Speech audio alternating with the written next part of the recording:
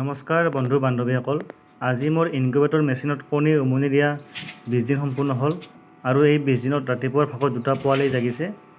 আহকচোন দেখুৱা আপোনালোকক। আৰু কণীবিলাক এনেকৈ ফাটিব ধৰিছে। অহাকালিলৈকে প্ৰায় গোটেইবিলাক পোৱালি জাগিব।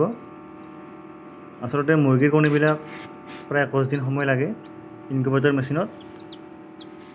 আপোনালোকক দেখুৱালোঁ।